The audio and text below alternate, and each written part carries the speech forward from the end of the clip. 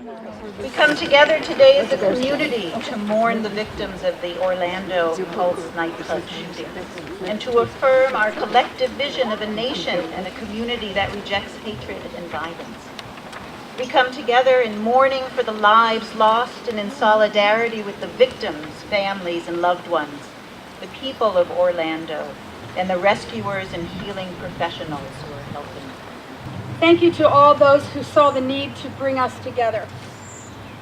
And to those who came out this evening to stand with others to show your hurt, concern, and frustration at yet another mass shooting, the massacre in Orlando. I think it started when we received some emails asking, and this was on Sunday afternoon, asking if No Place for Hate Falmouth was going to hold a vigil. And then we quickly learned that a group spontaneously had a vigil in Peg Noonan Park. And so the three of us were quickly in contact with one another saying we need to do something. We didn't want to rush into it. We felt that we could wait until tonight and give it thoughtful preparation. Early Sunday morning, I read the news about the hate crime against the LGBTQ community in Orlando. Early Sunday morning, I read the news about the hate crime against all Americans, against all people in the world, where whatever happens to one happens to all. I read the news and my heart broke. My heart broke, and it is breaking still. But I will not let grief silence me. So let me proclaim boldly and loudly, Falmouth stands with Orlando.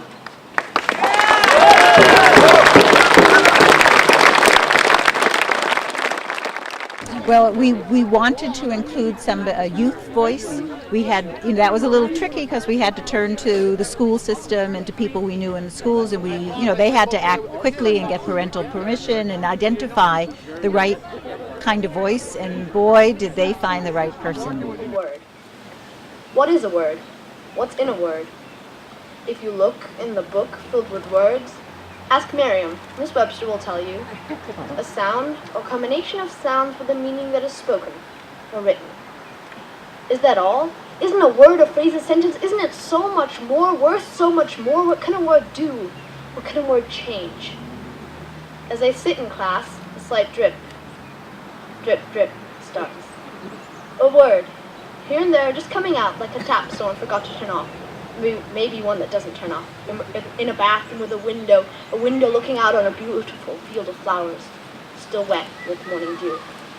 That word, that little drip from within me could do so much bad. It could change how you or I or society thinks about themselves, about each other, about the world that they live in. That drip could bore deep inside their souls and could do so much good. Can change people forever, can change how they live their lives, how they walk the path, how they interact and speak with each other. Or not. But at least if that drip is out there where it has the chance to turn slowly into a stream. Words like facade or flabbergast or Fuji can join that stream and have the chance to turn into a roaring river of thought, of change. Words like bamboozle, bumblebee, or banana can join the ocean of ideas. Those ideas can become a tsunami of change, of thinking. They can. Most won't, but they can. They have the chance to bring about change, and that's what counts. Maybe small change is just as important. Maybe if I affect one of you tonight, it's important. We all have the chance that our drip drip becomes a tsunami. In this country we like to call the US of A. We all have the chance, and usually no one can stop us. We talk and chat, we address, we have the chance to make a harangue. We have the chance, we should, each and every one of us should count ourselves lucky that we have this chance. Because others don't. They get squished like irrelevant but annoying flies just for speaking their minds. When we squish those flies, when we extinguish that flame, we set the whole food web out of balance. One word released into that vast ocean can cause innocent, wide-eyed ready to see the world heads to be punctured with bullet holes that no word of sorry can ever undo. what you see. Squishing those flies, it won't work. Because every time you try to dam the river, every time, hundreds of new cracks will appear. Because no one can stop that little drop of water from having a chance. No one can stop ideas.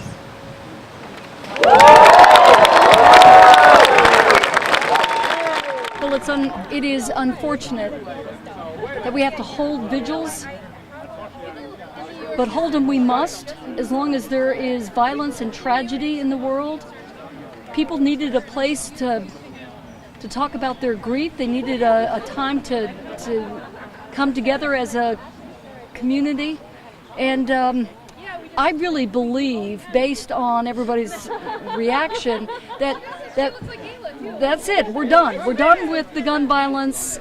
We really have to work on accepting and loving everybody, and it's the only way forward, because we cannot live in fear. Vigils are just the beginning of the grieving. For the families of the murdered, they have been given a lifetime sentence of grief.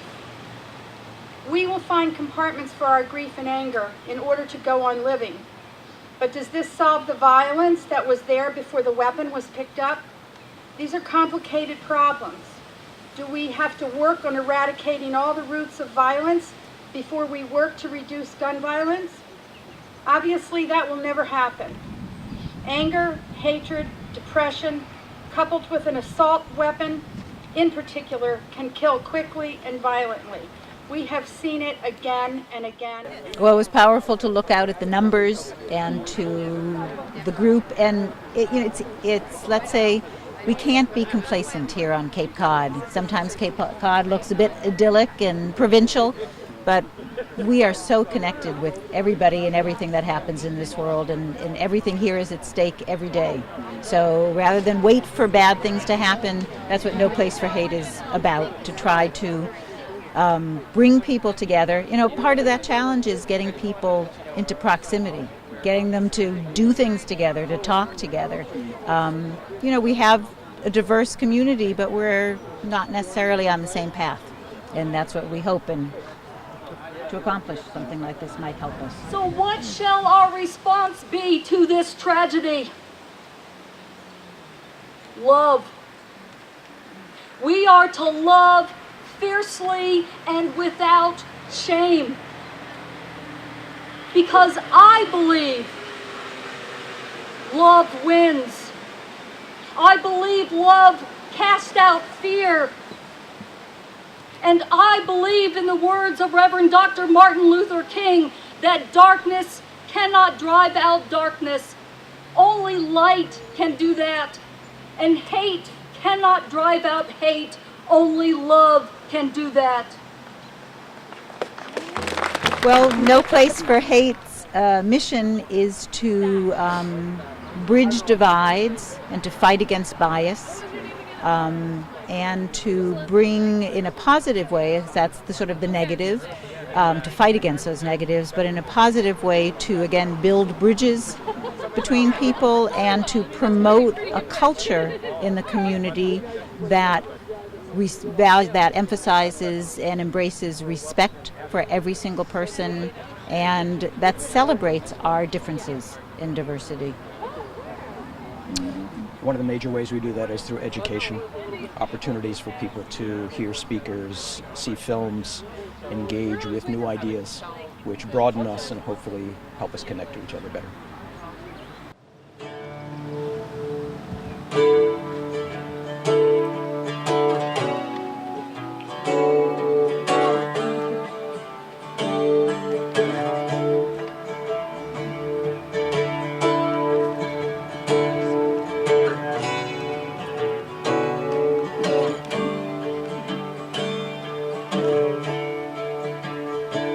They say love conquers hate, but I don't think it's true. It'll take something deeper than that. Like commitment and outrage, patience and trust, and respect at the heart of it all. Our dreams lie dead in Orlando. Our hearts cry out for Orlando. Some good must come out of Orlando.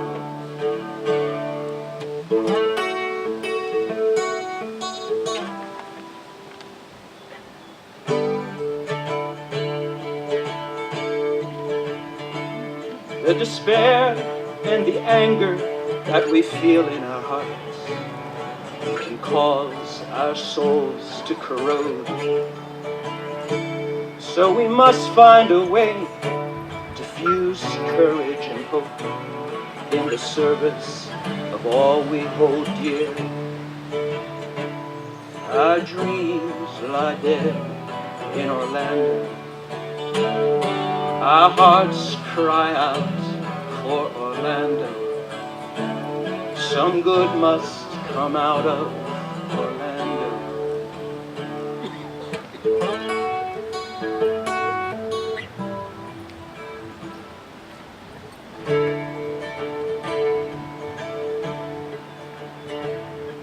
The dead in Orlando, now gone from this world, will live on through our hearts and our hands.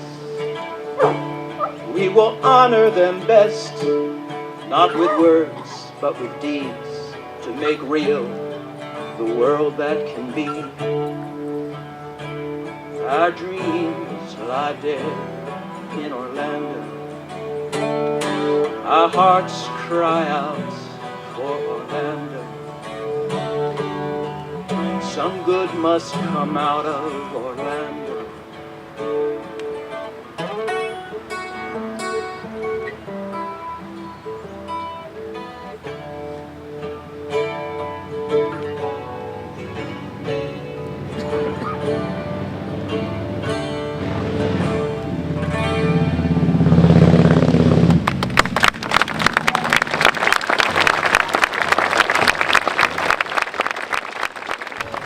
I don't think there were any disasters. We feel relieved that there was a good attendance. The weather was just extraordinarily beautiful and cooperative. People had a need to be here, otherwise they would not have been here. And I think we basically met that need. To know that we're not alone in our grief and our desires for the kind of world we'd like to see. And so I'm perfectly satisfied that we met that goal. And while individual houses of worship or organizations can do the same and spend time in silence or discussion or reflection, it's something very different to go across all those divides and bring people together. So I was satisfied too. Stanley Almodovar III, 23 years old. Amanda Alvier, 25 years old. Oscar A. Aracena Montero, 26 years old. Rodolfo Ayala, 33 years old. Antonio Devon Brown, 29 years old. Daryl Roman Burt II, 29 years old. Angel Candelario Pedro, 28 years old. Juan Chavez Martinez, 25 years old. Luis Daniel Conde, 39 years old. Corey James Connell, 21 years old.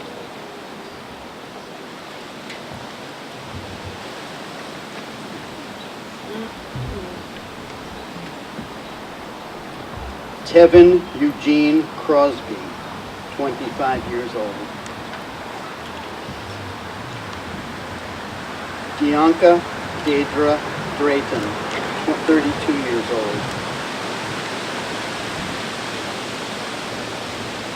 Simon Adrian Carrillo Fernandez, 31 years old.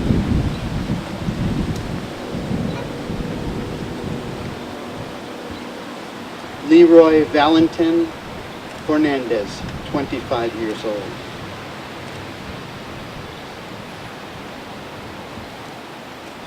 Mercedes Marisol Flores, 26 years old.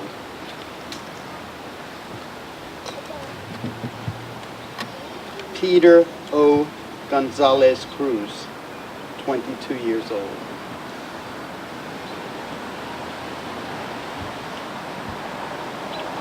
Juan Ramon Guerrera, 22 years old.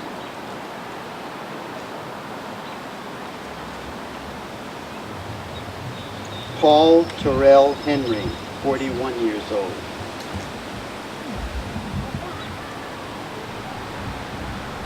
Frank Fernandez, 27 years old.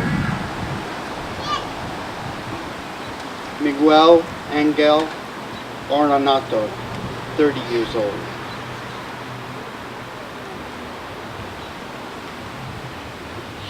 Javier Jorge Reyes, 40 years old.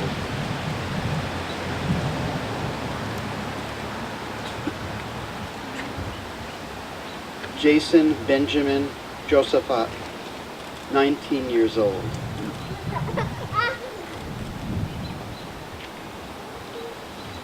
Eddie Jamaldroy Justice, 30 years old.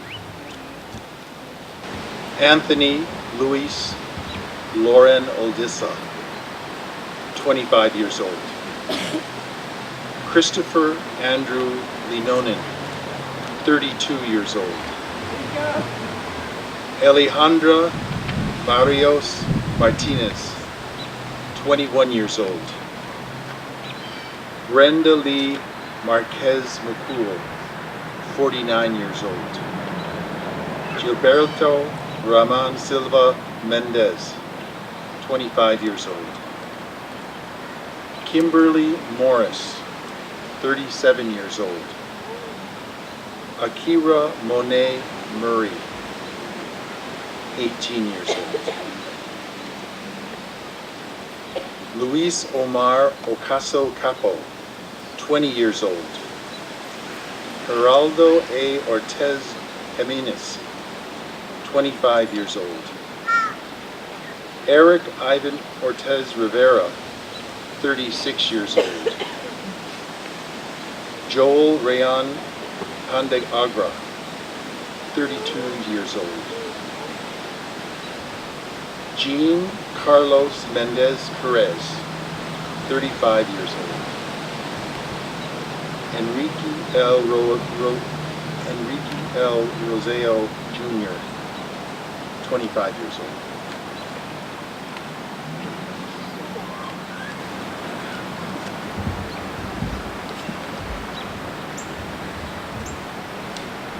Jean C. Neves Rodriguez, 27 years old. Javier Emmanuel Serrano Rosado, 35 years old. Christopher Joseph Sanfeliz, 24 years old. Gilmarie Rodriguez Sullivan, 24 years old. Edward Sotomayor, Jr., 34 years old. Shane Evan Tomlinson, 33 years old. Martin Benitez Torres, 33 years old. Jonathan Antonio Camoy Vega, 24 years old. Juan P. Rivera Velasquez, 37 years old. Luis S. Vilma, 22 years old. Frankie Jimmy De Jesus Velasquez, 50 years old. Luis Daniel Wilson Leon, 37 years old. Gerald Arthur Wright, 31 years old.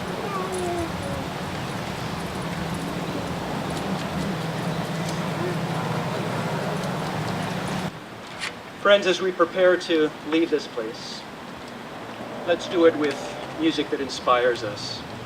I'll feed you the words, you don't even need them. This means that your hands can be free if you wish to reach out to a neighbor and feel the strength in our community.